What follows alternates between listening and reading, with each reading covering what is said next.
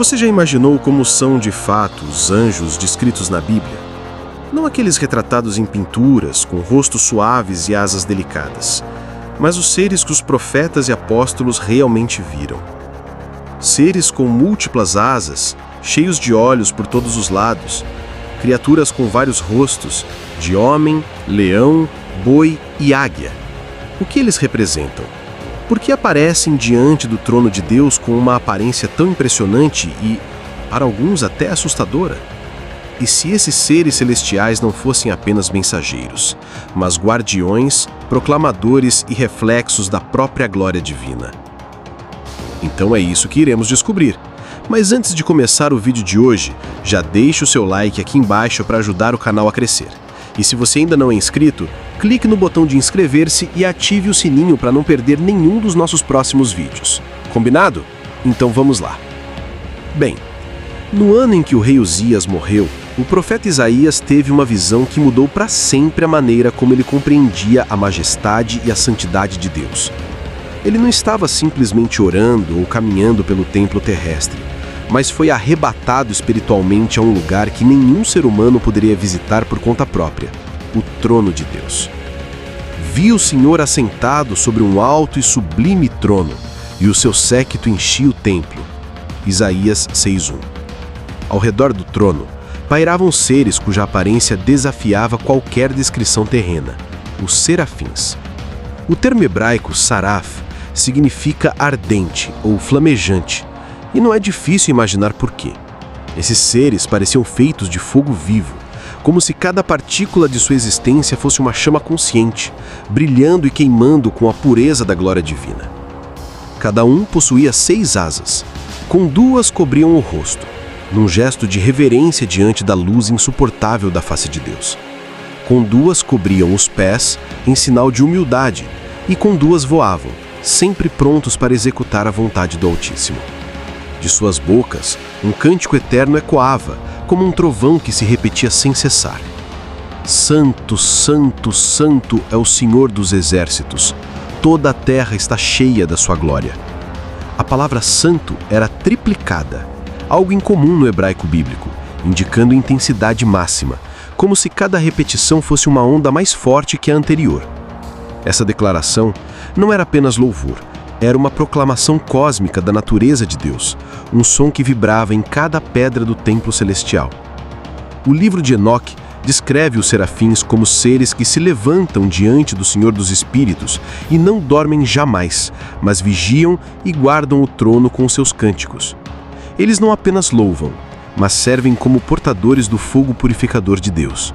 Foi um desses serafins que voou até Isaías com uma brasa viva retirada do altar, tocando seus lábios e declarando: "A tua iniquidade foi tirada, e purificado o teu pecado."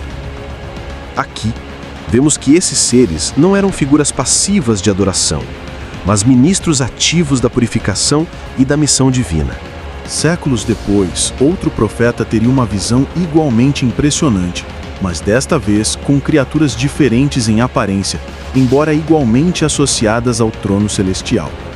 Ezequiel, às margens do rio Quebar, no exílio da Babilônia, viu um vento tempestuoso, uma grande nuvem com o fogo a revolver-se e resplendor ao redor dela.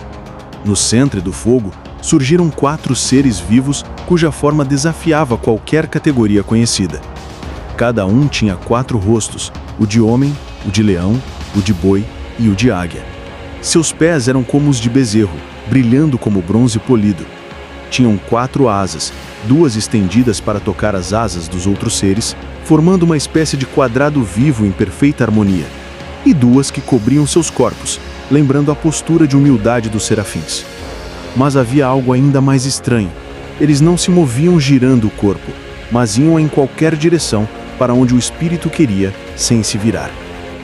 Ao lado desses seres, Ezequiel viu rodas dentro de rodas, que se moviam junto com eles. Cada roda era cheia de olhos ao redor, Ezequiel 1:8.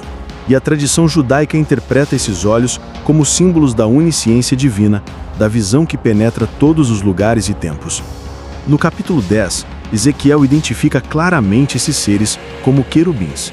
Longe da imagem popular de anjinhos rechonchudos, os querubins bíblicos são guardiões da santidade de Deus, portadores de sua glória e de seu trono móvel. No Éden, foi um querubim com uma espada flamejante que guardou o caminho para a árvore da vida. Gênesis 3:24. No tabernáculo e no templo de Salomão, figuras de querubins eram esculpidas sobre a Arca da Aliança, cobrindo com suas asas o propiciatório, simbolizando essa função de proteção e mediação da presença divina. No entanto, a visão de Ezequiel não se limitava apenas à forma física desses seres. O texto deixa claro que havia uma sincronia perfeita entre eles e o Espírito de Deus. Onde o Espírito ia, eles iam. Onde parava, eles paravam. Essa unidade total com a vontade divina é um dos elementos mais impressionantes da narrativa. Escritos apócrifos como o 2 Enoque chegam a descrever os querubins como tronos vivos, sobre os quais Deus se assenta, seres que sustentam e carregam a manifestação de sua glória por toda a criação. Séculos depois, o apóstolo João, exilado na ilha de Patmos, teria uma visão que uniria elementos das experiências de Isaías e Ezequiel. No livro do Apocalipse, João é arrebatado em espírito e vê um trono, e sobre o trono alguém assentado. Ao redor do trono havia 24 anciãos, mas ainda mais próximos, 4 seres vivos. Diferentemente dos querubins de Ezequiel, cada um desses seres tinha um único rosto. O primeiro era semelhante a um leão, o segundo, semelhante a um boi. O terceiro tinha rosto como o de homem, e o quarto era semelhante a uma águia voando. Cada um tinha 6 asas, como os serafins, e eram cheios de olhos ao redor e por dentro. A repetição do cântico é notável. Assim como os serafins de Isaías, eles não cessavam de dizer: Santo, Santo, Santo é o Senhor Deus Todo-Poderoso, que era, que é e que há de vir. Apocalipse 4:8. Aqui, vemos que a liturgia celestial é eterna e invariável, um testemunho constante da santidade e eternidade de Deus.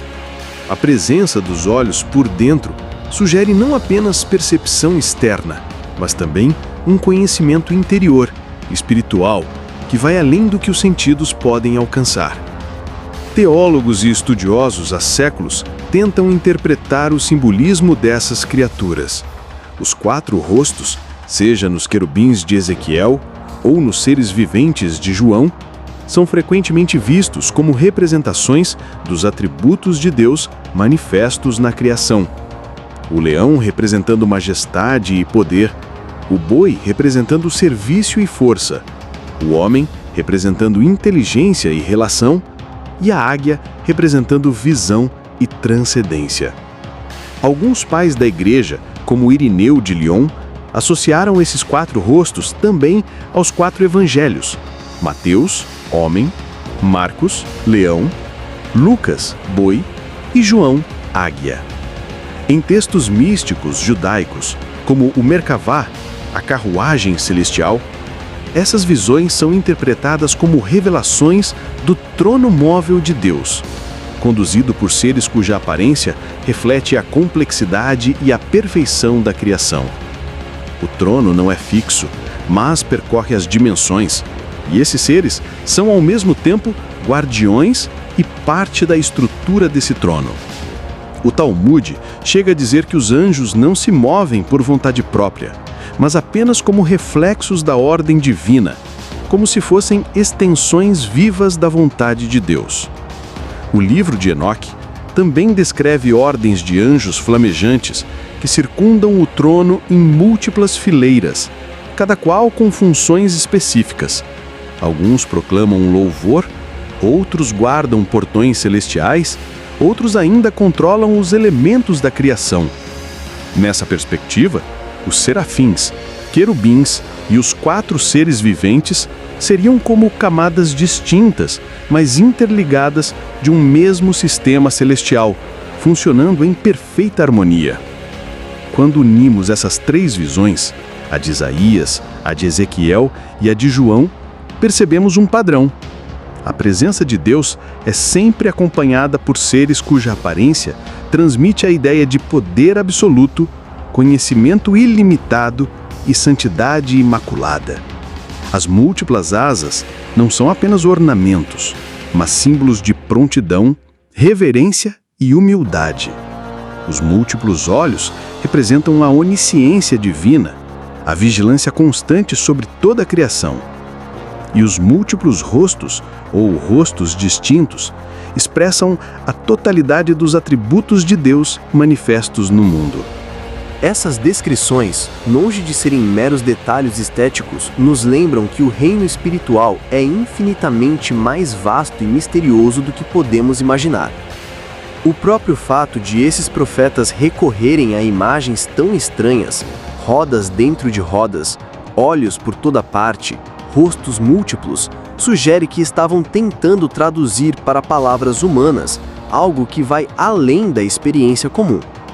Assim como um sonho parece impossível de explicar totalmente ao acordar, essas visões carregam um elemento de mistério que resiste a interpretações simples. Para o espectador moderno, acostumado a representações suaves e românticas de anjos, essas imagens podem parecer assustadoras, até alienígenas. Mas para os profetas, a estranheza não era um defeito, era a prova de que estavam diante de algo verdadeiramente divino, totalmente diferente de qualquer coisa criada. A reação de Isaías, por exemplo, não foi de curiosidade, mas de terror e reconhecimento de sua própria impureza.